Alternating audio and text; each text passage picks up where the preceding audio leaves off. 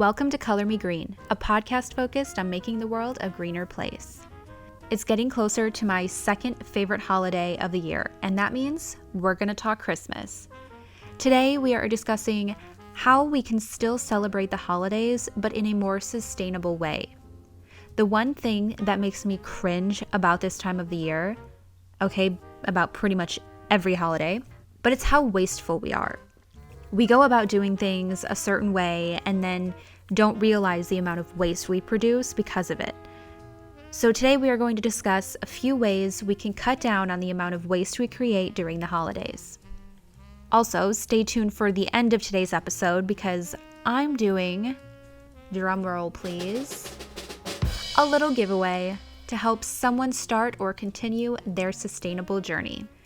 So where do we begin is really the big question here. When I think about the biggest problem creating the most waste, I'd say it's probably the gifts, lighting, decorations, the gift wrapping, trees, pretty much everything. So we're just going to start with the gifts and go from there because making me choose the top one would just be torture. And I'm not about to do that to myself. So some gifts need to be bought new, but many are just gestures of thoughtfulness that could be replaced with something more thoughtful to both the receiver and the planet. I personally love giving gifts that are more personal and something that's not going to just get thrown in a closet or a drawer somewhere and never be used. While this doesn't exactly get perceived well by kids, adults are usually a bit more open to it. This year, a lot of the gifts that I gave were little bundles I put together of sustainable products that I thought would be enjoyed and used. Not only are these type of gifts great for the planet, but they also may help introduce sustainable products to someone who may not be all that informed about them. That was my intention. A few of the items that I gifted included, all sustainably packaged by the way, all natural lip balm, natural barred shampoo and conditioner, natural soap bars, natural candles, and wool dryer balls. I have used all of these products personally, so I know that they're all great and would make great gifts. I personally shop from Plastic Free Pursuit, and I'll actually have a coupon code in the show notes if you want to get a few gifts from them as well. Wrapping these gifts is a whole other issue on its own. The gifts I gave all came in eco-friendly packaging and are fully recyclable, thank God. I hate using wrapping paper and definitely prefer boxes or bags if I have to. According to the Recycler's Handbook, published in 1990, half of the paper consumed in America each year is used to wrap and decorate gifts. The annual trash from wrapping paper and shipping bags is over 4 million tons. Think of how much paper we could save by just using other methods of wrapping. Using paper made from natural fibers such as hemp or even recycled paper or newspaper is best. If you can, avoid buying glossy or metallic wrapping paper, so basically all wrapping paper. This kind of paper is hard to recycle and it's harder to reuse due to its wrinkling and creasing after being unwrapped. Another issue we see is holiday decorations, from the lights to the trees. But first, let's talk about those higher electricity bills everyone gets this time of year. The cost of electricity goes beyond just that bill. It drains natural resources. Some options to not only reduce your monthly bill, but also cut down on energy waste would be to cut back on exterior lights or displays. We all love going around and seeing the beautiful and fun decorations around town and seeing who's got the best house on the block, but trying to downsize in this area can help save resources. Another thing you can do is switch to LED lights. You should do this in general for your house lights, but also for your Christmas lights. LED holiday lights use up to 95% less energy than traditional bulbs and last up to 100,000 hours when used outdoors. LED lights are also known for being more cost-effective and use less energy. I think this last one should be common sense because it's just a fire hazard, but turn your lights off when you leave the house or when you go to bed. Don't waste energy and don't create a larger opportunity for a fire hazard. Trees. There should be no questioning on whether or not a real tree or a fake tree is more sustainable. but I want to give you a moment to decide before we get into it. Plastic trees are reusable every year, but real trees are the more sustainable option. Plastic trees are made from PVC, petroleum products, and create a hefty carbon footprint during the manufacturing and shipping stages. I don't know how many times I'm going to repeat in this podcast just how bad plastic is, but if we say something is made with plastic, it's definitely not going to be the better option. While these fake trees could potentially last forever if taken care of and stored properly, they do get thrown out when they become unattractive. And these trees get thrown into landfills, where, as we have learned from past episodes, plastic lasts forever and never completely breaks down. Live trees, on the other hand, are renewable. I'm not a fan of cutting down trees, but if we replant them or reuse them, then it's not as bad. Tree farms are all over the place during the holidays, and I always found it fun to walk around as a kid and pick out the tree with my siblings, tying it to the top of the car and taking it home. Plus, who doesn't feel more festive with that live pine smell in the house? If a full-size tree isn't for you, try buying a smaller tree and potting it. This tree could be used for a few years without having to be replanted or repotted. If you do repot it, put it in a larger pot to extend the tree's use. And if you have the space, try replanting the tree when you're finished with it.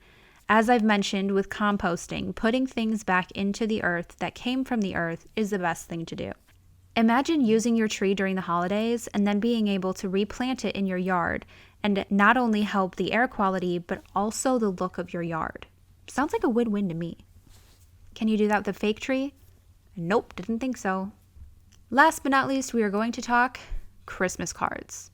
I don't personally send Christmas cards because I don't know, I just don't, but they can be very expensive. And with the whole supply chain issue, people I've heard are having major issues with getting their cards shipped out on time and getting their cards. So it just seems like, shouldn't send them. They can get expensive and take hundreds of thousands of trees just to create the amount of Christmas cards sent out in America each year. I actually recently just found out about plant paper or seed paper.